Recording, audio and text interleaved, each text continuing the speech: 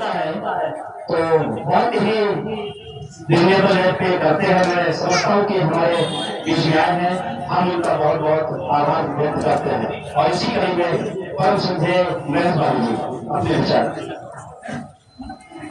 Thank you Sarojini. सबसे पहले मैं कहता हूँ मैं पर यहाँ पर जैसे कि हमारा सौर हिमा कोरेगांव याद किया गया है। हिमा कोरेगांव को हम आज याद करते हैं।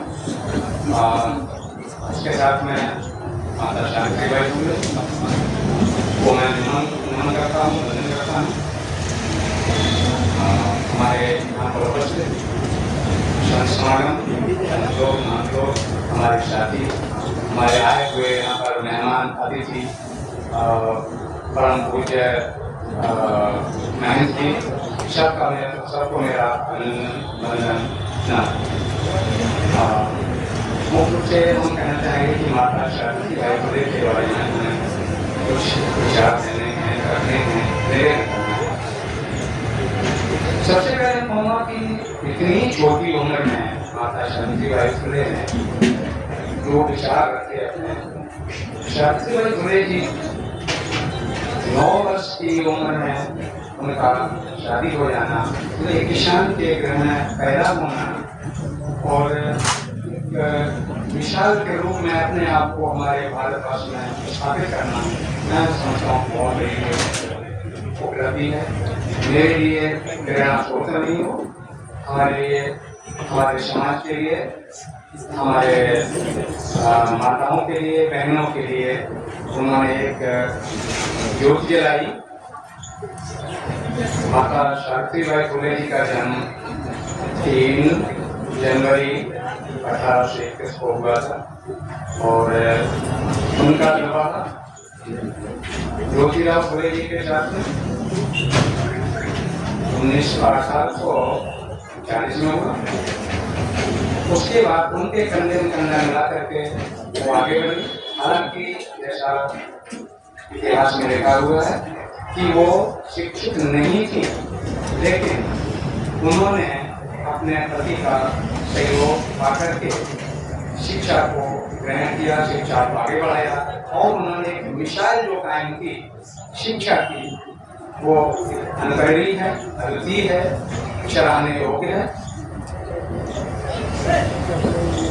इसके साथ ही उन्होंने एक जो हम सुनते आ रहे हैं अपने जो हमारे समाज के घरवाले कि वो उन्होंने जब शिक्षा का बीड़ा उठाया कि मैं दूसरों को शिक्षित करूं, तो उनके सामने बाधाएं प्रस्तुत की गई हमारे तथागत समाज द्वारा, क्योंकि वो शूद्र समाज से पैदा की मारी जाती थी। उनको शिक्षा देने का अधिकार नहीं था, लेकिन फिर भी उन्होंने उस बीड़ा को उठाया और आगे बढ़ाया। अपने ऊपर में अपमान सहने के बाद भी, कीचड़ पत्थर सहने के बाद भी वो वहाँ तक जाती थी, पढ़ाने का कार्य करती थी। कहते हैं कि वो एक साड़ी एक्स्ट्रा रखती थी, उसको लेकर के भी जाती थी। जब उनके ऊपर कोई गंदगी कीचड़ दिखता था तो अपना नतमस्तक होते हुए जा करके साड़ी बदल करके भी बच्चियों को अपना अध्यापन करती। और शायद उनकी यही अच्छाई है कि उन्होंने विरोध इसका नहीं किया, बल्कि शिक्षा की ज्योति जलाती ही रही और आगे बढ़ते रही, हमारे समाज को आगे बढ़ाए। और उन्होंने, मैं सोचता हूँ कि पूना में 1849 में उन्होंने 3 स्कूल स्थापित कर दिए थे। बाद में उन्होंने 12 स्कूल स्थापित किए और उन्होंने पठन पाठन कार्यक्रम को आगे बढ़ाया। माता सावित्रीबाई फुले को हम कभी भूल नहीं सकते हैं, क्योंकि उन्होंने जो महिला, हम कहेंगे महिला नहीं बल्कि सभी में उन्होंने शिक्षा की ज्योति जलाई। महिला को तो उन्होंने विशेष रूप से अधिकार दिए, पढ़ाया लिखाया, आगे बढ़ाया। और बाकी मैं और जगह नहीं बोल सकता हूँ, मैं ज़्यादा विचार मेरे पास नहीं है। पुनः मैं अपने संतों महात्माओं को, अपने बाबा साहब महात्मा फुले और गौतम बुद्ध, गुरु साहब ने कबीर साहब को मैं वंदन करता हूँ। इसी के साथ मैं अपनी वाणी को बयान देना चाहूँगा। बहुत बहुत स्वागत सर। अभी हम कमेटी के उप सदस्य परम आदरणीय महेश बाबू जी को सुन रहे थे। वो बैंक के काम में बहुत पारंगत है, इसी वजह से उनको पोस्ट दिया गया है ताकि कहीं त्रुटि ना हो पाए और जीरो इधर पे वो काम करते हैं। मैं बिना देरी के हमारे बीच में हमारे कानपुर के बहुजनों की धड़कन, बहुजनों के कहा जाए तो सुचिंतक हमारे बड़े भाई परम श्रद्धेय धनीराम पेंटर साहब जी हमारे बीच में है। उनको सामाजिक कार्यों के लिए बहुत व्यस्त रहते हैं। वो कहीं ना कहीं दूसरी गोष्ठी को संबोधित करने जाना है। मैं निवेदन करता हूँ कि वो आए, अपने विचारों को बहुत ही सार्वभौमिक शब्दों में हमें अपना सुभाषित करते हुए हमारी इस कमेटी का मनोबल बढ़ाते हुए इस कार्यक्रम में अपने विचार रखें। परम आदरणीय बड़े भाई हमारे पेंटर साहब इस हमारे कानपुर की धड़कन है, वो धड़कन को सुनने के लिए हम लोग यहाँ पर उपस्थित हैं।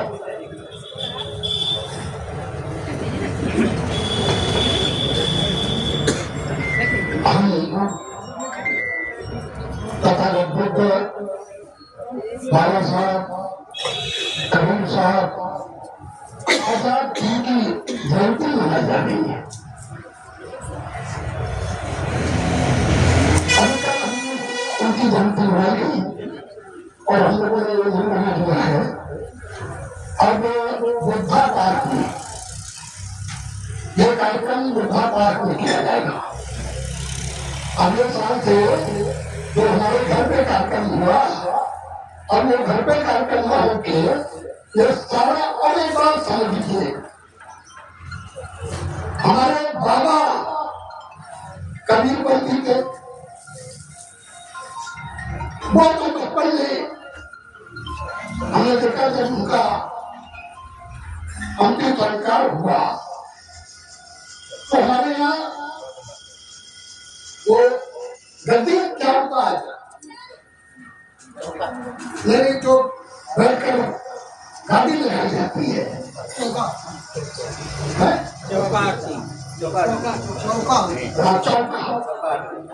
और बड़ा साथ सज्जा के साथ मेरे बाबा का अंतिम संस्कार हुआ। बस एक ही चाल आप सबसे मेरी विनती है, चाहे कबीरपंथी हो, चाहे अम्बेडकरवादी हो, चाहे बुद्धवादी हो, चाहे मानववादी हो, केवल आडंबर और पाखंड पहले छोड़िए। अगर आपने आडंबर और पाखंड नहीं छोड़ा तो आप चाहे कन्नो हो, जीरो हो, मैं इनका धंधा चल रहा है और आप उनका धंधा बढ़ा रहे हैं। मेरे जब पिताजी मरे, मेरी माता जी मरी, हमसे लोगों ने कहा क्या राम राम सत्य है, सत्य बोलो मूर्त है, राम राम सत्य है, सत्य बोलो मूर्त है। जब अगर राम राम सत्य है तो मेरे पिताजी मरे कैसे? राम राम सत्य है तो मेरी माँ मरी कैसे? इसका मतलब सब सत्य है, मृत्यु सत्य है।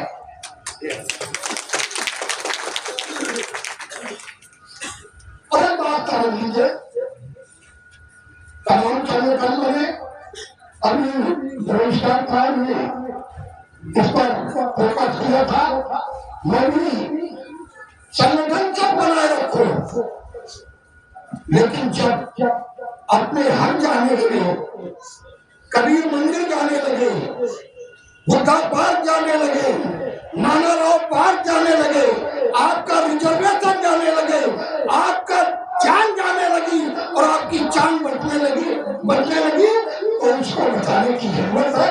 मुझे लगता है कि हमारी संस्था दिन दुगना काम कर रही है। मैं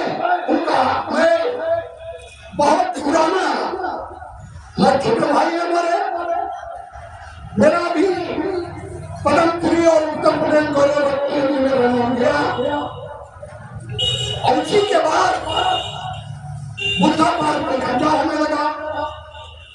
हमने कहा ये उत्तर प्रदेश गौरव और पदमपुरी से ज्यादा हमको मिल चुका है वो समाज राज्य, उससे बड़ा कोई राज्य नहीं है। अगर शिवाला बना तो मैं अपनी जान देकर भी इसको शिवाला को नहीं बनने देंगे। हर जगह क्यों जमीन करे, पराई जमीन पे कब्जा करे, नोट गिने हरे हरे, तो ये हर जगह केवल एक ही काम।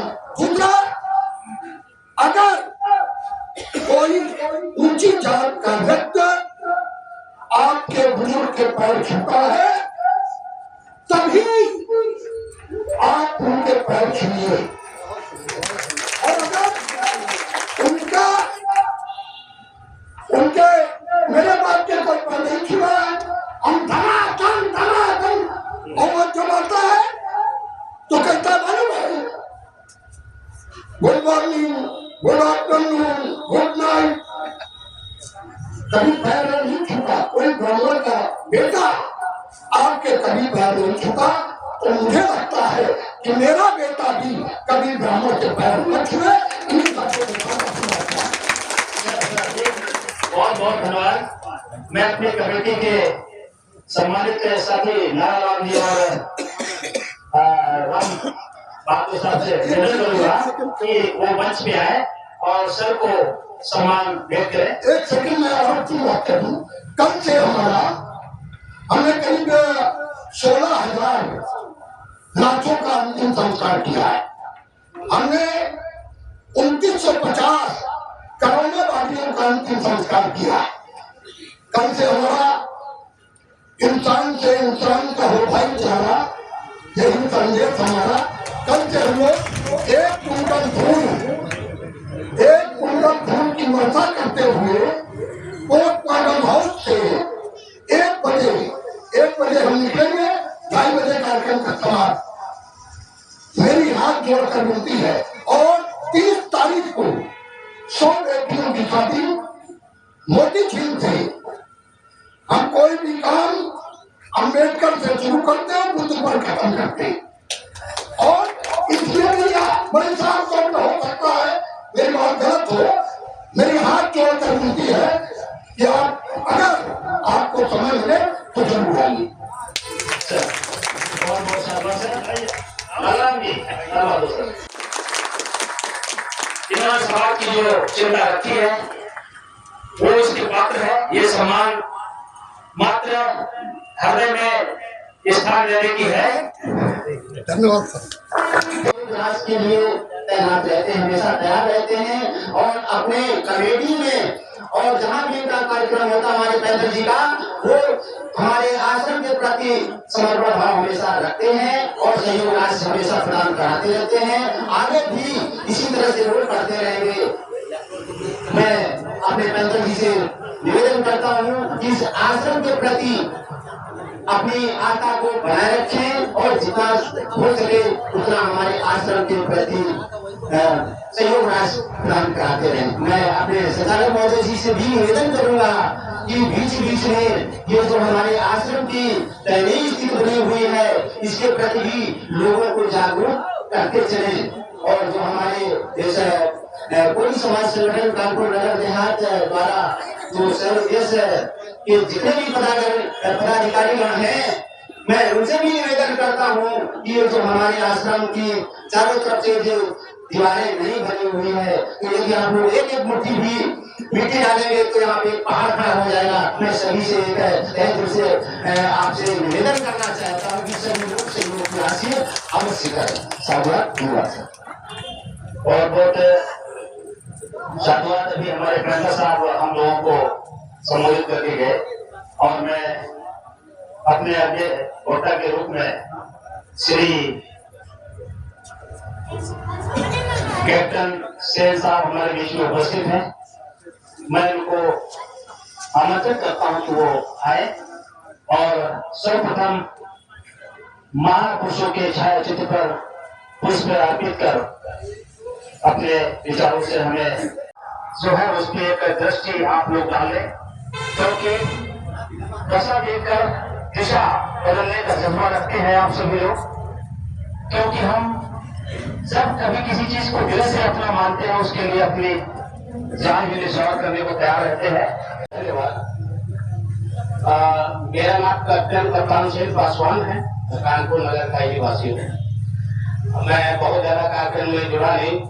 राकेश कमल जी हमारे साथ रहते हैं दिखो में, इन्होंने हमें जुड़ाया आपकी सोसाइटी में, और मैं दुनिया के सारे देश घूम चुका हूँ। मैं मॉन्टेरियल में था, तो मैं पहले बहुत आशा रखता था, क्योंकि मैं आरएसएस स्कूल से पढ़ा हूँ, छोटे से लेकर के 12वीं तक आरएसएस समाज में भी जाता था।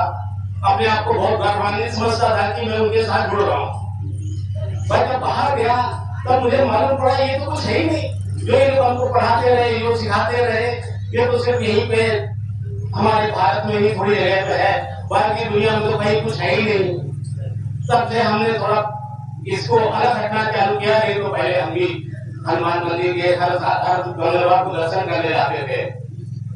फिर हमने इस आस्था को कम से कम 15 साल पहले छोड़ दिया, और हम चाहते हैं कि हमारे समाज इस आस्था से दूर हटे, तभी तरक्की कर पाएंगे।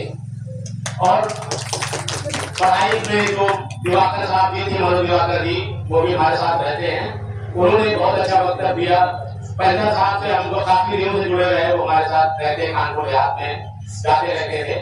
अभी हम 10 साल से हमने मटेरियल छोड़ दिया है, यहाँ पे अपना कुछ व्यापार है, और हम आपसे जुड़े रहे हैं और आगे जुड़ते हुए रहेंगे। जो भी हमारा सहयोग रहेगा वो हम करते रहेंगे, और इसी आशय से मैं बहुत समय नहीं लूंगा। और मेरा तो यही है कि जो हमारे महापुरुष कहते आए सबके बाद बोले कि पढ़ाई करिए, पढ़ाई करिए, वही है दुनिया में। बाकी तो हमारे पास कोई जागीर नहीं थी, हमने आज अपने ही उसे यहाँ तैयार किया है। आगे हम अपने बच्चों को जो हमारे पूर्वज खेल आए या जो बर्दाश्त कर लिए, उनके लिए हम प्रेरित नहीं करेंगे, और हम ये प्रेरित करेंगे कि हमें पढ़ना है। हमें ये पाखंड में नहीं जाना है कि आदमी कोई नहीं है। हमने तो दुनिया में देख लिया, जैसे भारत से बाहर निकलो आपको कोई जानता ही नहीं, तो हम क्या करें। तो इसलिए कहते हैं कोई नहीं है दुनिया में, आप अपने महापुरुषों को मानो। डॉक्टर भीमराव अम्बेडकर के कदमों चलो, आज जिनके वजह से आज मैं दुनिया के दूसरे कोने तक घूम आया, उन्हीं की देन है। और हमें आरएसएस में जुड़ते रहे, हमें सिखाते रहे कि यही करते रहो और उन्हीं की बंदगी करते रहो। हम अपने समाज से जुड़ नहीं पाए। अब धीरे धीरे हमने जोड़ना चालू किया, हमने अपने बच्चों को सिखाना चालू किया है, और ये कारोबार नहीं रुकना चाहिए। इसी से मैं अपनी वाणी को विराम देता हूँ। धन्यवाद। बहुत बहुत स्वागत सर। मैं अपने साथी महेश जी को और मोहनलाल कमल सर से निवेदन करूंगा कि सर को एक फोटो फ्रेम भेंट कर सम्मान करें। परम आदरणीय, अरे आप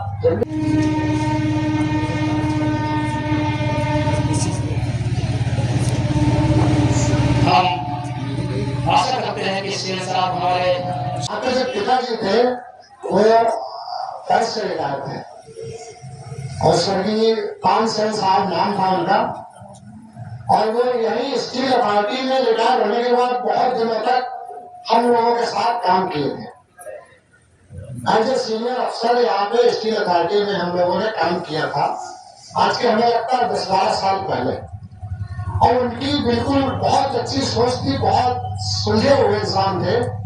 उस समय वो यहाँ रहते थे और कैप्टन साहब अपनी नौकरी पे थे, तो अक्सर बातें किया करते थे कि मुझे कहते थे कृष्णा साहब मुझे पेट्रोल पंप लगाना है, और मैं उसी के लिए प्रयास कर रहा हूँ। और मेरे बेटे जो है कैप्टन साहब जो है वो रिटायर होकर या जब नौकरी छोड़ेंगे तो वो पेट्रोल पंप चलाएंगे। साहब ने प्रयास किया, तानसेन साहब ने, आज है नहीं हमारे बीच में, और वो प्रयास उनका सफल हुआ।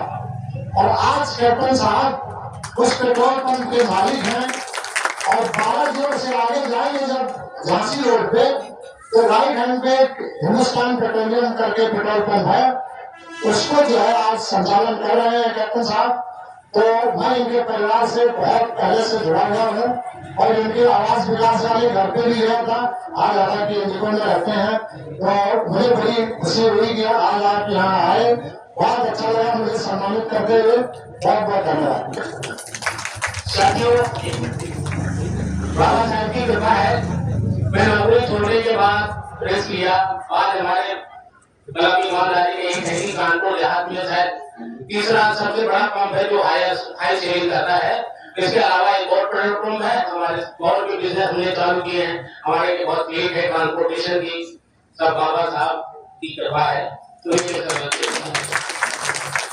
साथियों, बिना कुछ कहे हुए वैसे हमारे बीच में एक महानुभाव है जिनको ड्यूटी जाना है, लेकिन 2 शब्द के साथ मैं ये बात बोलूंगा कि हमें आपको जितने लोग संपन्न हैं वो नियोक्ता बनने का प्रयास करें, ताकि वो फैक्ट्रियां लगाएंगे तो हमारे लोगों को नौकरियां मिलेंगी। हमारे लोगों की नौकरियों को खत्म किया जाता है तो सेल्स आप जैसी सोच हमें आप लोगों के लिए भी पैदा करनी पड़ेगी। इसके लिए हम लोग भले ही क्लब हो, अकेले से नहीं हो सकता है तो 4 लोग मिलकर उसको करें, लेकिन हम उद्योगपति बने, हम लोगों को रोजगार देने लायक बने। ऐसी सोच के साथ हमें आगे कदम बढ़ाना चाहिए। साथियों, हमारे बीच में बहुत ही अमूल्य समय लेकर के संजय सिंह जी आए हुए हैं। वो स्टेशन मास्टर है भीमसेन के, उनका ड्यूटी का समय हो रहा है। मैं निवेदन करूंगा कि उन्होंने बहुत ही धैर्य से हमारे इस कार्यक्रम में अपना समय दिया और बहुत ही धैर्य से सुन रहे हैं। मैं निवेदन करता हूँ परम श्रद्धेय संजय सिंह निगम साहब, जो वर्तमान समय में स्टेशन मास्टर भीमसेन है। सर, आप अपने विचारों से परम श्रद्धेय सभी को नमन करते हुए सभी उपस्थित साथीगण, आज हम लोग जो स्थिति में है, वो स्थिति जिस समय माता सावित्रीबाई फुले बाबा साहेब हुआ करते थे, उन्होंने इतने संघर्ष के समय इतनी अच्छी शिक्षा प्राप्त करके और इतने आगे बढ़े हैं। और हम सभी अपने साथियों से यही कहेंगे कि जब उस समय जब साधन सुविधाएं इतनी नहीं हुआ करती थी, हमारा समाज संपन्न नहीं था, तब उन लोगों ने लोगों के साथ, जो विरोधी लोग थे उनके साथ संघर्ष करके इतने अपने आगे बढ़े और आज नाम रोशन किया। तो हम वही कहेंगे कि आज तो हमारे पास साधन सुविधाएं हैं, शिक्षा के अधिकार है, शिक्षा के अधिकार है, तो हमें सब चाहिए कि सभी बच्चों को, अपने सभी बच्चों को इतनी अच्छी शिक्षा दें कि हमारे बच्चे सब अपने पैरों पे खड़े होकर अच्छी जॉब पाएं, अच्छे बिजनेस में जाएं, अच्छा रोजगार करें। और जो हमारे साथी लोग जो सर्विस में हैं या अच्छे अच्छे रोजगार में हैं, उनका भी ये फर्ज बनता है कि समाज के हित में, जिससे समाज का प्रोग्रेस करें। हमारे जो छोटे छोटे जैसे कबीर आश्रम है, बाबा साहेब के छोटे छोटे आश्रम है, और भी जो जगह है जहाँ हम लोगों के कुछ लोग जाते हैं, ज्यादा लोग नहीं जाते, चाहे मंदिर को छोड़ के उस आश्रम पे जाए, चाहे थोड़े समय के लिए जाए, लेकिन उस आश्रम पे जाए और जो सहयोग हो सके, जो सर्विस वाले हैं और बिजनेस वाले हैं वो लोग तो कर सकते हैं, उनको जो हो सकता है सहयोग राशि करें, जिससे वो और उन्नत पे पहुंचे। जैसे अभी महाराज जी ने बताया कि इनकी बाउंड्री नहीं बनी, ये जो आश्रम है बहुत पुराना है।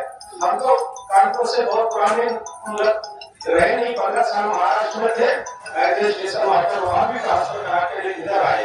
लेकिन इस आश्रम से निकलते हम देखते हैं कि बाउंड्री बिल्कुल नहीं, और बाउंड्री बहुत ज्यादा खर्चा नहीं है। अगर नौकरी वाले हैं, बिजनेसमैन हैं, वो लोग सहयोग करें, बाकी लोग भी करें, तो बाउंड्री बहुत जल्दी बन सकती है। और बाउंड्री बनेगी तो सुरक्षा रहेगी, अंदर धूल मिट्टी नहीं आएगी, बैठने के लिए 150 लोगों के लिए व्यवस्था रहेगी। तो हम अपनी वाणी को विराम देते हैं। सभी को नमो बुद्धाय, जय भीम। माता सावित्रीबाई फुले का जो जन्मदिन है उसके लिए हार्दिक शुभकामनाएं सबको। हमारे बीच में परम आदरणीय उषा रानी कोहली जी पूर्व प्रत्याशी विधानसभा बेलोर से उपस्थित हो चुकी है। मैं उनसे अनुरोध करूंगा कि वो महापुरुषों पे और साथ ही बड़े भाई लखन वर्मा जी भी है, दोनों लोग महापुरुषों के छाया चित्र पर पुष्प समर्पित करते हुए आप मंच के समीप आ जाए और साथ ही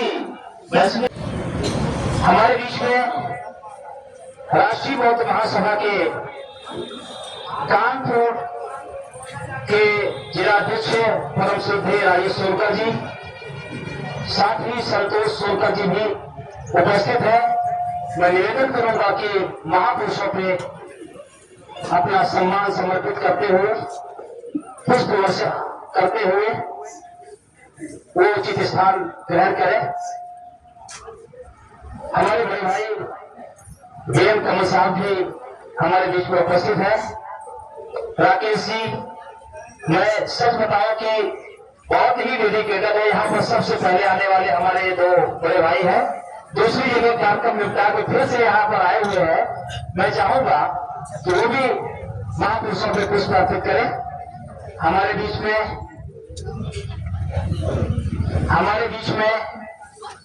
हमारे सहकर्मी कंधे से कंधा मिला के काम करने वाले परम आदरणीय नवनीत कमल साहब भी उपस्थित है, वो भी आए महापुरुषों पे बालापुर। मैं निवेदन करूंगा कि परम आदरणीय बहन उषा जी आप मंच पे विराजमान हो प्लीज। आज माता सवित्री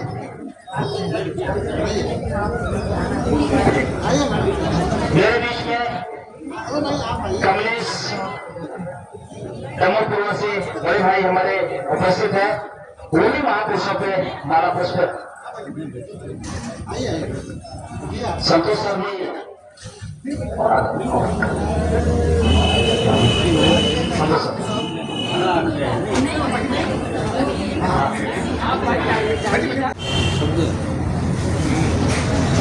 जागृति का जो मिशन चलाने वाले परम श्रद्धेय गौरी शंकर साहब जी भी उपस्थित हो रहे हैं।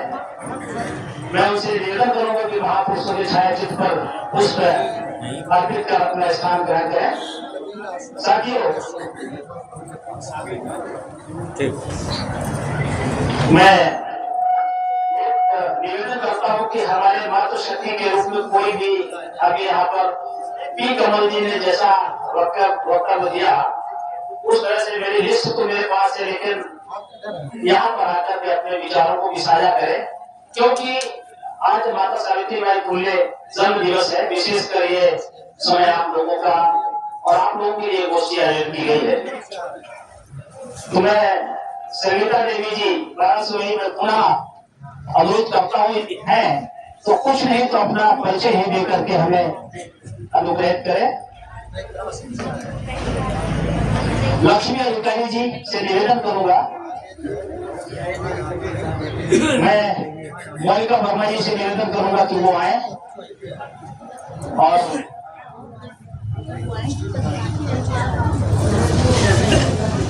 मैं बिना देरी के, चूंकि ये वायरी को यदि आप लोग मिस कर जाएंगे तो मैं अपनी बहन जो समाज में राजनीति में अपना कदम रख चुकी है और विधायकी का चुनाव लड़ चुकी है, परम श्रद्धेय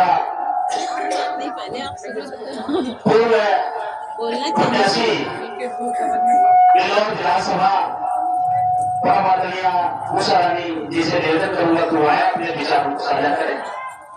आए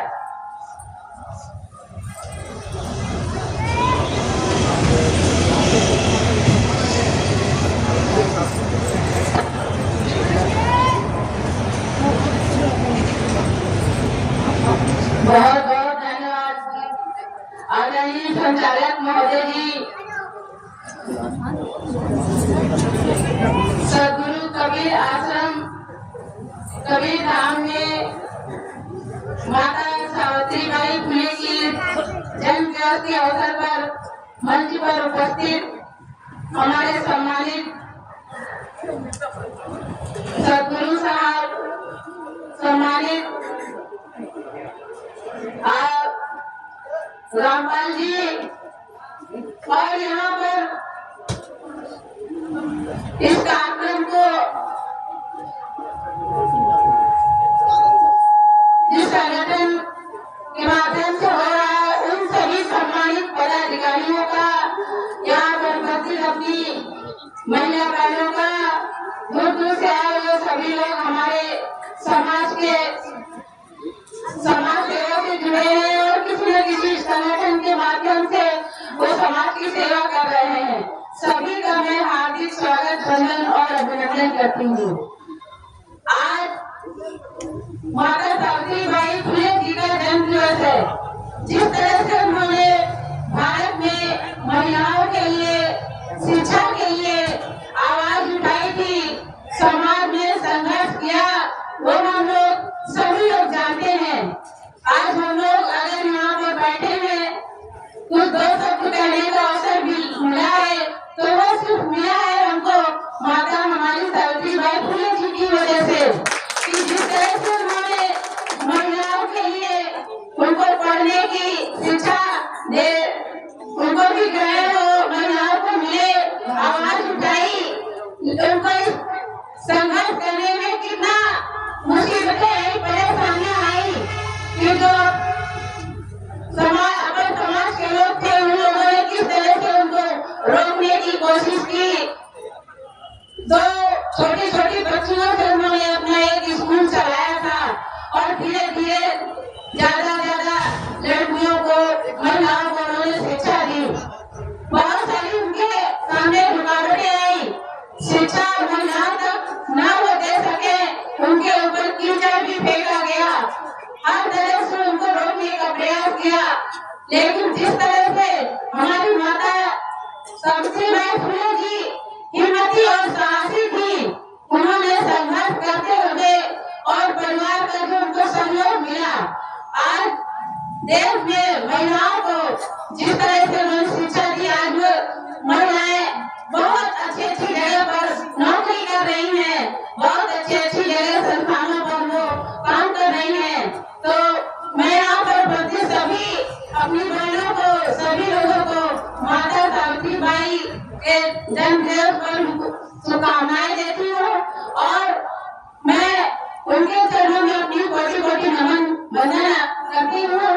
पुनः आप सब लोगों को यहाँ पर उपस्थित सभी का स्वागत, वंदन और अभिनंदन करती हूँ। बहुत सारे वक्ता है, इसलिए मैं अपनी बात को यहीं पर समाप्त करती हूँ।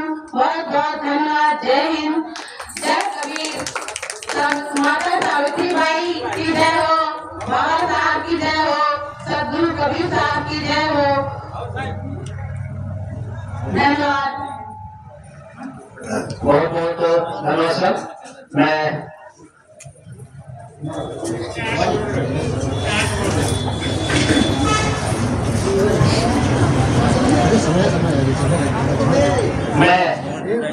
इसी क्रम में लक्ष्मी अधिकारी जी और कमल जी से निवेदन करूंगा कि वो आए और हमारी बहन उषा जी का ये फोटो फिल्म देकर सम्मान करें।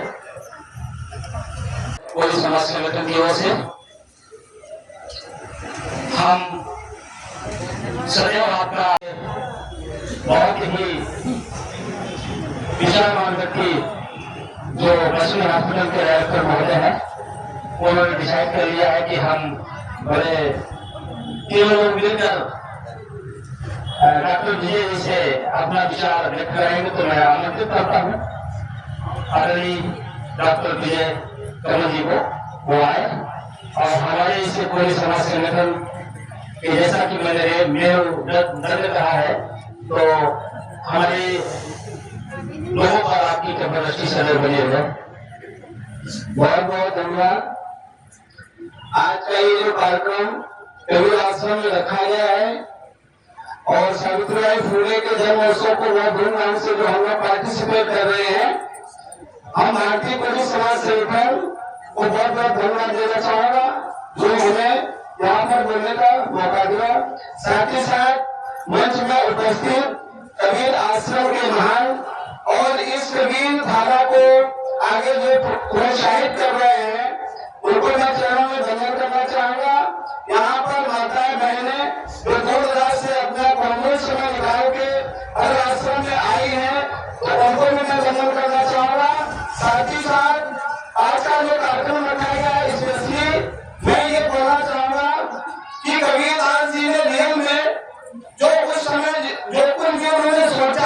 उन्होंने लिखा नहीं, क्योंकि मैंने भी पढ़ा है कि नक्श कागज छोड़ नहीं, कलम गयो नहीं हाथ।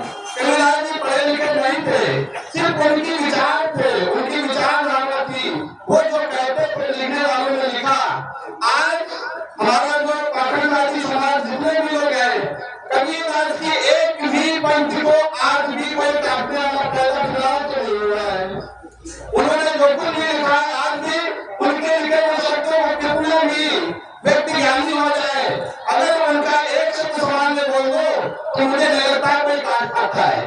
क्योंकि हमारे समाज आज भी इतने लोग बैठे हैं, साथ ही बुरा नहीं लगना चाहिए, किसी भी महापुरुष की फोटो नहीं होगी, लेकिन देवी देवताओं की जैसे एंट्री करोगे लड़का मिल जाएगी। जबकि कबीरदास जी ने साफ साफ कहा कि पाकर पूजे हर मिले तो मैं पूजू पहाड़, और हल्की चटिया कोई ना पीछे जा कोई पीछा खाए, सबको पता है।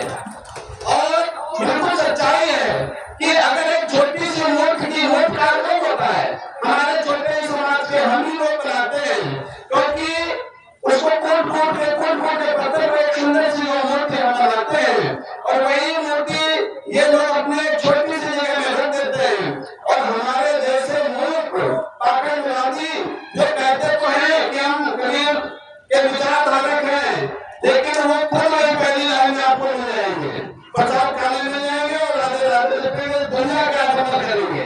तो हमें यही कहना है कि अगर किसी चीज को मानो तो सिर्फ मुझसे बोलो नहीं, समाज में दिखना चाहिए, झलकना चाहिए। आज हमारे इतना बड़ा समाज है, ये जो आश्रम की दुर्दशा दिख रही है, ये हमारे समाज के लिए पॉलिटिशियन की बात है। आज यहीं पे वैष्णव बिठाइए, और ये सिर्फ बोलने से नहीं होगा। जितने लोग यहाँ आए, चाहे कोई 10 रुपए दे के जाए, 2 रुपए दे के जाए, लेकिन आश्रम के लिए सहयोग करके दी जाए, ये आपसे बता दीजिए। हम ये नहीं कहते कि आप 2 लाख दीजिए, 2 रुपए दीजिए, 10 लाख दीजिए, 5 जिसकी जितनी श्रद्धा दीजिए। और मेरा एक छोटा सा हॉस्पिटल है, मेरा ये समाज का हॉस्पिटल है, वहाँ पे 5 साल से समाज की सेवा में 24 आवर लगा रहता है। किसी भी गरीब व्यक्ति एक बार भीड़ से देखिए, भीड़ में उसको लगे कि नहीं ये माँ वैष्णव मेरा है, हॉस्पिटल मेरा है, और ये सब समाज के लिए धक्का मारते हैं। और समाज के लिए जो है, इस आश्रम के लिए माँ वैष्णव हॉस्पिटल से 30 रुपए सबसे पहले किया।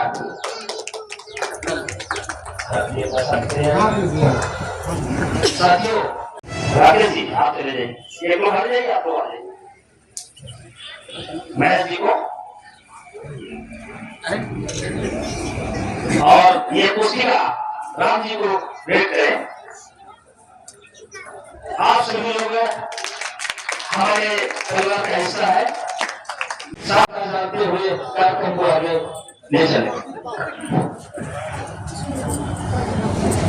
बहुत बहुत धन्यवाद संचालक महोदय। एक्चुअली आज हम लोगों को विचार नहीं देना चाहिए, जो हमारे और विद्वान वक्ता जो आए हैं उनको हमें लगता है समय देने की जरूरत है, लेकिन फिर भी हम ज्यादा समय न लेते हुए तो उन्हें अपनी बात करेंगे। सर्वप्रथम दया के सागर सम्यक संबुद्ध तथागत गौतम बुद्ध के चरणों पर नमन करते हुए एवं वरिष्ठ बाबा साहब डॉक्टर भीमराव अम्बेडकर के चरणों पर नमन करते हुए तथा संत शिरोमणि सदगुरु कबीर साहब के चरणों पर नमन करता है। एवं आज जिनकी जयंती हम मना रहे हैं, माता सावित्री बाई फुले के चरणों पर नमन करते हुए यहाँ पूज्य महंत साहब उनको भी मैं नमन करता है, एवं मंचासीन सभी हमारे सम्मानित जन उनको भी मैं नमन करता है, और यहाँ उपस्थित सभी उपासक उपासनाओं को मैं आभार वंदन अभिनंदन। ये बैनर भी है पीछे, साथियों संचालन इधर से करा देंगे, कोई दिक्कत नहीं। जैसा कि उधर से आएगा, आज लिखा है बैनर में भी, ये भी आ कि आप सभी लोगों को साइड से वहाँ से नए वर्ष की बहुत बहुत ढेरों बधाइयाँ एवं माता सावित्री बाई फुले की जयंती की भी ढेरों शुभकामनाएं।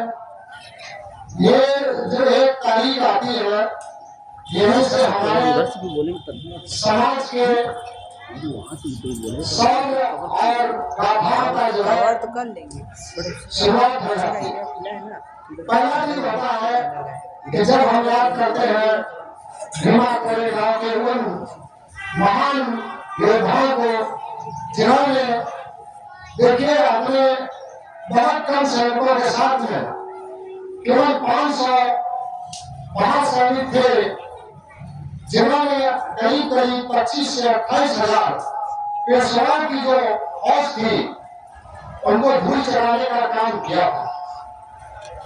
ये केवल संभव तब होता है अगर हम पहले से हार मान लें तो नहीं संभव। 500 सैनिकों और 28,000 सैनिकों में बहुत अंतर है। ये केवल और केवल इच्छा शक्ति से हो सकता है। हमारे अंदर अगर दृढ़ संकल्प है और इच्छा शक्ति है और हम अपने आप में ये समझते हैं कि नहीं हमारे सामने कितनी भी बड़ी फौज हो हम उसको जो है अपने जज्बे से उनको हरा सकते हैं तो हरा दें। साथियों वो 500 महासैनिक जो थे वो अंग्रेजी सेना के फौजी थे और लड़े किससे थे? उस समाज में जो कुरीतियां थी जिन्होंने हमें हानि गले में बंधाई थी रोकने के लिए कि अगर अगल बगल ना रोको हानि में रोको और अगर पद चिन्ह आपके पड़ते हैं पैर जो है तो वो अगर पड़े तो मिटते जाए तो पीछे झाड़ू बनाए गए। ये केवल और केवल इतिहास में इतना जो है क्रूर शासन केवल पेशवा के समय में हुआ था। जो पुणे में होते थे तो वो पुणे में जो है लड़े थे और वहाँ भीमा एक नदी थी वहां से 30-40 किलोमीटर दूर है तो भीमा नदी थी वहां पे इनका जो है भीमा कोरे गांव है वहां पे इनकी मृत्यु था और इन्होंने उनको हराने का काम किया था। तो आज हम उनको भी याद करते हैं। साथ ही साथ दूसरा माता सावित्री बाई फुले की बात करेंगे। देखिए हमारा जीवन सार्थक कैसे होता है? हम शिक्षित भी हो गए और कुछ बन भी गए लेकिन हमारा जीवन सार्थक होना चाहिए और सार्थक तब होगा जब हम समाज के लिए कुछ कर जाए। समाज के लिए करने के लिए हमें देखना पड़ेगा माता सावित्री बाई फुले का चरित्र। वो 9 साल की उम्र में उनकी शादी होती है चंद्रलाल फुले से। उनकी उम्र 14 साल थी माता सावित्री बाई फुले की 9 वर्ष की उम्र थी। उस समय शादी हुई। वो जो है खंडो जी उनके पिताजी थे और लक्ष्मी उनके माता जी का नाम था और नया गांव जो है पुणे में वहां के वो निवासी। सभ्यों उन्होंने शादी करने के समय उसके बाद पढ़ाई शुरू करी खेतों में लाइनें खींच करके पढ़ना शुरू किया पढ़ी और देखा उस समय हमारी जो माताएं बहनें थी उनकी बड़ी दुर्दशा थी क्योंकि उस समय व्यवस्था ऐसी थी। उस समय ये संविधान नहीं था जो सबके लिए समानता भाईचारा बंधुता की बात करता है। ये संविधान उस समय नहीं था। ये तो संविधान आया है 26 जनवरी 1950 में हमारे देश के लागू हुआ। बाबा साहब ने उन महापुरुषों के जो विचार थे चाहे वो तथागत गौतम बुद्ध के विचार है जो समता समानता भाईचारा बंधुता प्रज्ञा मैत्री की बात करने वाले थे उनके विचारों को उन्होंने संविधान में समाहित किया और उसी तरह माता सावित्री बाई फुले के जो विचार थे उनको भी जो है बाबा साहब ने संविधान में समाहित किया। माताओं बहनों को शिक्षा देने के लिए संविधान में लिखा होना था। और उसके बाद बाबा साहब ने एक और काम किया कि पहले हमारे माताओं बहनों का क्या हाल था शायद माताएं बहनें भी नहीं पता है उनको जिनकी पूजा करती है उन्हीं के द्वारा शोषण होता। और बाबा साहब ने कहा कि मुझे जितना संविधान को लिखने में दिलचस्पी नहीं थी उससे ज्यादा हमें हिंदू कोड बिल को पास कराने में दिलचस्पी है क्योंकि माताएं बहनें उस समय शादी हो जाती थी आदमी एक्सपायर कर गया, उसके बाद विधवा हो जाती थी और विधवा होने के बाद उनकी नारकी जिंदगी होती थी। उनको कोई भी माता पिता के संपत्ति में कोई अधिकार नहीं होता था। उनको जो है विधवा होने के बाद कभी कभी तो सर के बाल भी उड़वा दिए जाते थे। उस समय जब माता सावित्री बाई फुले सर के बाल उड़वा दिए जाते थे और उनको एक काली कोठरी में अंदर बंद कर दिया जाता था। घर के पिछवाड़े कहीं रहती थी, वो खाना बासी खाती थी, वो किसी को देख ना ले कोई, जिससे उनका अपशगुन न हो जाए। इस तरह की स्थितियां थी। तो माता सावित्री बाई फुले ने उस समय ऐसी माताओं बहनों के लिए जो विधवा हो जाती थी, उनके लिए उन्होंने आश्रम अपने बनाए, उनको रखने की व्यवस्था करी। उनके जो बच्चे हो जाते थे, जो विधवा महिला थी, उनके साथ व्रत लोग कर देते थे। तो जो उनके बच्चे होते थे, उनको पालने पोसने वाला कोई नहीं होता था, तो उनके लिए भी वो जो है समाज घर बनवा के वहां रखते थे। साथियों, इसी तरह का ध्यान है क्या आप लोग? ध्यान है क्या? इसी तरह का उन्होंने एक ब्राह्मणी विधवा थी, उनके बच्चे को पालने का काम किया था और दान लिया था, जिनका नाम था यशवंत राय। साथियों, सार्थक उनका जीवन इसलिए हुआ क्योंकि वो पूरे जीवन अपना जो है संघर्ष करती रही और आखिर में सन 1897 में बहुत बड़ी भीषण बीमारी आई थी, प्लेग। उस समय भी वो सेवा करते करते और माता सावित्री बाई फुले उनको भी प्लेग हो गया और वो एक्सपायर कर गए। तो उनका जीवन सार्थक हुआ। उन्होंने समाज सेवा शुरू करी और समाज से ही उन्होंने करते करते सेवा वो जो है अपनी अंतिम स्थिति को पहुंची। बहुत कुछ है बनाने के लिए, लेकिन बहुत विद्वान वक्ता है, उनको भी बोला है। तो एक चीज और कहेंगे कि ज्योतिबा फुले राज जब सत्य शोधक समाज की स्थापना किए थे, तो सत्य शोधक समाज का यही उद्देश्य था कि किसी भी ब्राह्मण को रहित करना से हमें कोई भी शुभ अशुभ कार्य नहीं करना। जो भी शादियां करानी है, हम लोग सत्य शोधक समाज के लोगों से कराएंगे, किसी पुरोहित से हमें नहीं कराना, क्योंकि वो शोषण करने वाले लोग। और जब 28 नवंबर 1890 में ज्योतिबा फुले जब इस शरीर को त्यागते हैं, छोड़ते हैं, तो साथियों, आज हमने किताब में एक प्रश्न पढ़ा था कि वो जब खत्म होने की स्थिति आती है, तो वो लोगों को अपने बुलाते हैं और कहते हैं कि अब मेरा अंतिम समय आ गया। तो उन्होंने एक ब्राह्मण कस्मे करके किताब लिखी थी, उसको सुनाते हैं, सुनते हैं, और जब उनको बहुत कष्ट होने लगता है तो वो एक साखी बोलते हैं, और साखी बोलते हैं सदगुरु कबीर साहब। ज्योतिबा फुले एक साखी बोलते हैं कि मरते मरते जन्म हुआ, मरते मरते जन्म हुआ, लेकिन मरा न कोई, और काश कबीरा ऐसे हुआ बहुर न मरना हो। कहने का मतलब ये था कि उन्होंने अपने अंतिम समय में, आज हम इस पवित्र स्थान पे जो कार्यक्रम कर रहे हैं, बहुत अच्छा स्थान है। इस ज्योतिबा फुले साहब ने अपने अंतिम समय में सदगुरु कबीर साहब के साथी हुए। ये सुनकर, ये पढ़कर मुझे बड़ा जो है आनंद हुआ, बड़ी खुशी हुई। अब 2 लाइनों में कहता कि कहूँगा, अगर आप लोग थोड़ा समय दे तो मैं सुनाऊंगा।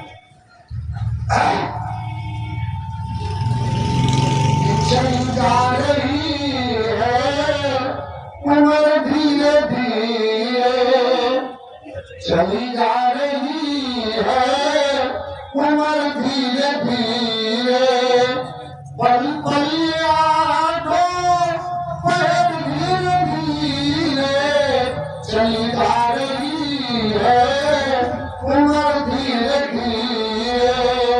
हम लोग इस शरीर को बड़ा जो है सवारने का काम करते हैं, लेकिन ये शरीर जो है नाशक है, बहुत ज्यादा चिंतक जो है बहुत इस तरह नहीं रह सकता।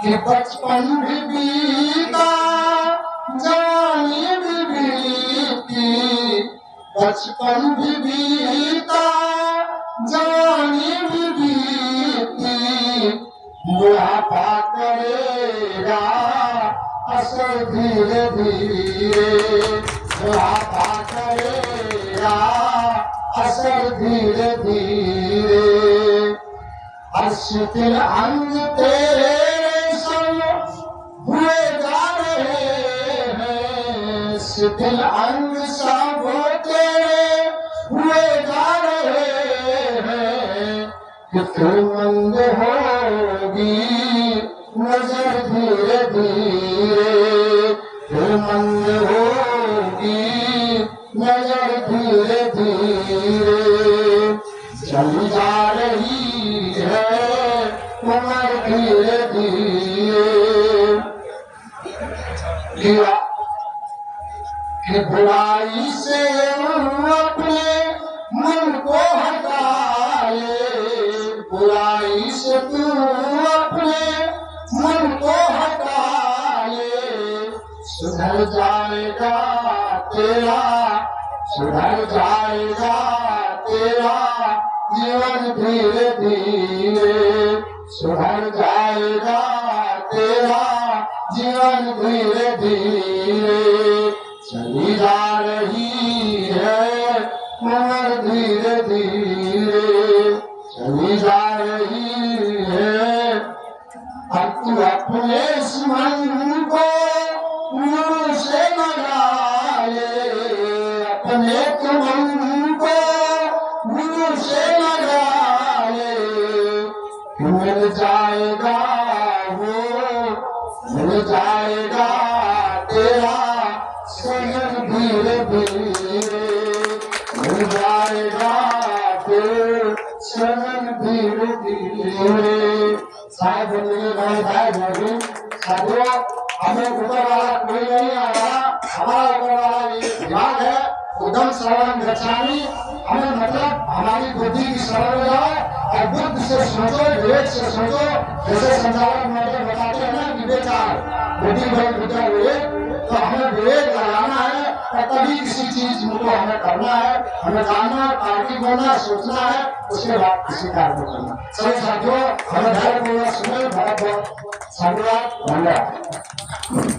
बहुत बहुत धन्यवाद वैसे तो समझने से चाहे इतना पानी निकाला जाए लेकिन कम नहीं हो सकता है ऐसे हैं हमारे वकील साहब इनको बोलने के लिए आप 2 दिन में बुलाते रहे तो बोलते रहेंगे सब्जेक्ट पे बोलेंगे तो हमें पता है कि ऐसे लोग हमारे साथ में काम कर रहे हैं मैं उनके साथ में सहयोग प्राप्त कर रहा हूँ तो मैं बार बार धन्यवाद करता हूँ वकील साहब का क्योंकि ये जो सारा सजन है हमारी टीम को समझने का काम है तो वकील साहब बड़े बाखूबी से कर लेते हैं साथियों आप लोगों से निवेदन है कि भोजन की व्यवस्था है इसका समय भोजन का हो गया है वो व्यक्ति भोजन भी करते जाए फिर अपने स्थान पे आके बैठ जाए हमारे लिए सभी सम्मानीय सबका सम्मान करना है कोई ऐसा व्यक्ति नहीं है जिसको हम सम्मान करके ना भेजें बशर्ते धैर्य बनाए रखें और चाय आ रही है चाय आपको मिलेगी मौसम अच्छा है हमें लग रहा है कि हम लोग कार्यक्रम को विधिवत इसी तरह से करेंगे आखिरी में हम जो अपने महापुरुषों का हम लोगों के वक्तव्यों का जो निचोड़ है उनके प्रवचन और उनके वचन सुन करके ही यहाँ से जाएंगे ये हम उम्मीद करते हैं सतगुरु विराज जी के हमारे बीच में बहुत ही सम्माननीय जीएसटी से इंस्पेक्टर पोस्ट से रिटायर होकर परम आदरणीय संतोष सोनकर साहब भी उपस्थित है वो समाज में बहुत ही विस्तृत रूप से जागरूकता फैला रहे हैं उन्होंने कई चीजों पे अपने प्रकाश डाले हैं मैं उनको आमंत्रित करता हूं कि वो अपने मुखारबियों से हम भूले भटके समाज को एक दिशा देने का काम करें परम आदरणीय संतोष सर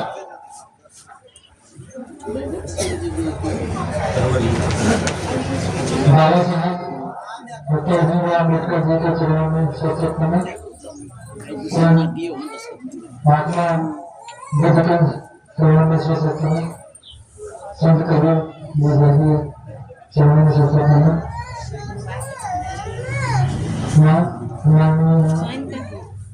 सावित्री बाई फुले जी के चरणों से सुखमय कोई समाज संगठन कानपुर की ओर से 4 दिवस सावित्री बाई फुले जी की जयंती पर आयोजित कार्यक्रम के लिए आयोजकों को बहुत बहुत बधाई। और मैं जितने भी हमारे समाज के प्रेरणा स्रोत रहे हैं उन्होंने कोई भी काम कैसे किया जाए इसके लिए संदेश दिया है।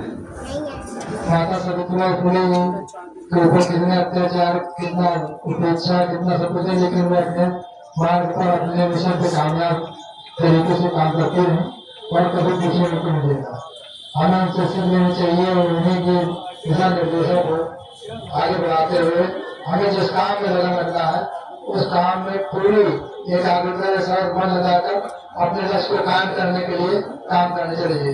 हमें कोई भी मिशन, कोई भी काम करना है, हमसे अपने पूर्वजों से, महापुरुषों से प्रेरणा लेकर उनके आदर्शों पर चलते हुए अपने काम को अंजाम देना। कितनी भी समस्याएं, कितनी भी परेशानियां हैं, लेकिन अपने ध्येय से, अपने जो लक्ष्य है उसे बिल्कुल विमुख नहीं होना, क्योंकि ये समय सभी को जो जागरूक हैं उनको अपने मिशन में समाज के प्रबंधन के लिए क्या कर सकते हैं, कैसे काम करें, कैसे उनको जागरूक करें, कैसे उनके अधिकारों और उनके जो आगे बढ़ाने के जो कार्यक्रम है उनका पहुंचाएं, जिससे समाज का कल्याण हो सके। केवल हमको अपने समाज को जागरूक करना है कि कैसे हमारे समाज को शिक्षा से, रोजगार से, तमाम जरूरतों से वंचित करने का एक सुनियोजित अभियान चल रहा है। हमें उससे मुकाबला करना है और उसका मुकाबला करने के लिए हमें लोगों को जागरूक करना है कि कौन अपना है, कौन पराया है। हमारे कबीर साहब ने, बाबा साहब ने, इन लोगों ने इनसे लड़ते हुए पूरा अपना जीवन खपा दिया। आज उनकी जो शिक्षाएं हैं, चाहे कबीर दास जी की हो, आप देखिए कि नई शिक्षा नीति आई है उससे कबीर को हटाया जा रहा है, क्योंकि उनके विचारों से हमारा समाज जागरूक होता है। तो हम जो है गुरुजियों से समझता है उनकी जरूरतें क्या थी और उनसे कैसे बदला जा सके, उनके संदेश दिए हैं। गौतम बुद्ध जी ने, डॉक्टर सावित्रीबाई फुले ने, डॉक्टर अम्बेडकर ने, डॉक्टर अम्बेडकर साहब ने, रविदास जी ने, फुले जी ने, नाना जी ने, ये सब लोगों ने गुरुजियों को जोड़ने के लिए हमें सीख दी है। और इन सब के प्रति बड़ा षड्यंत्र चल रहा है कि इनको बोलने पर पार्टी में रख दिया जाए। तमाम तरह के अंधविश्वास, तमाम तरह के प्रथाएं लोगों को सिखाई जा रही हैं, बताई जा रही हैं और हमारा समाज जो अशिक्षित हो रहा है उनके इन तमाम तरह के पाखंडों में बच्चों को भाग ले रहा है। ये बहुत चिंतनीय है। हमको समाज को जागरूक करना है कि ये सोचना चाहिए, वो पतन का रास्ता है। हमारे जो पूर्वज हैं, महान मानव है, गौतम बुद्ध, डॉक्टर भीमराव अम्बेडकर जी, कबीर जी, रविदास जी, नाना जी, इन्होंने इस संदेश दिए हैं। हमें उनका पालन करके अपने समाज को जागरूक करना है। और आपसे मैं अपील करना चाहता हूँ कि एक हमने रिप्रेजेंटेशन तैयार किया है जो कि ईवीएम के विरुद्ध है, कि कैसे ईवीएम से और तमाम तरह की जो चालू पद्धतियां हैं उससे खिलवाड़ करके हमारा जो अधिकार, संविधान, लोकतंत्र सब छीना जा रहा है। तो हम इन लोगों से अपील करते हैं कि ये प्रार्थना को माननीय उच्च न्यायालय को प्रेषित करें और व्यक्तिगत रूप से, जैसे कि हमारे आवाज माता पहुंचे और करोड़ों की संख्या में जो आवेदन बनेंगे तो सभी लोग सबसे बड़ी चारा जागरूक हो रहा है अपने अधिकारों के प्रति। धन्यवाद।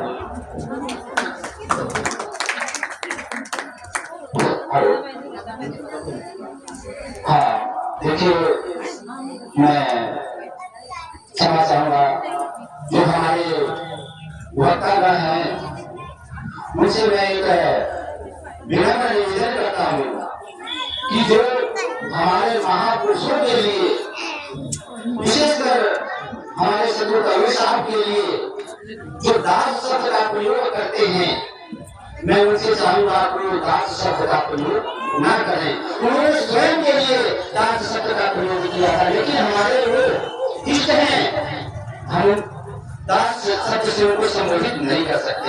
मैं सभी वक्ताओं से निवेदन करता हूँ इस चीज को विशेषकर ध्यान रखें, क्योंकि हमारे वो इष्ट हैं जो अपने इष्ट को सर्वोपरि रखते हैं। सभी रखते हैं कि मैं अपने इष्ट को तो सर्वोपरि रखूंगा, तो मैं सभी वक्ताओं से एक हाथ जोड़ करके निवेदन करता हूँ कि वो दास शब्द का प्रयोग किया। धन्यवाद साहब सकता आइए साहब बहुत बहुत मैं सर्वप्रथम अपनी कमेटी के सदस्यों से चाहूंगा कि हमारे संतोष सर जी का हम व्यवस्था बनाकर सम्मान करें।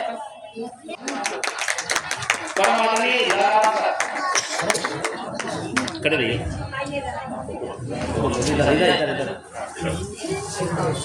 गिरीश को दो फोटो मेरे साथ ही मिनट पे है।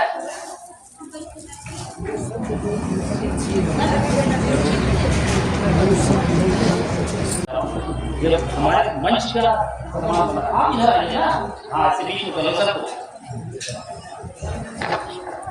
ये सर हमारे संगठन की ओर से एक छोटी सी भेंट है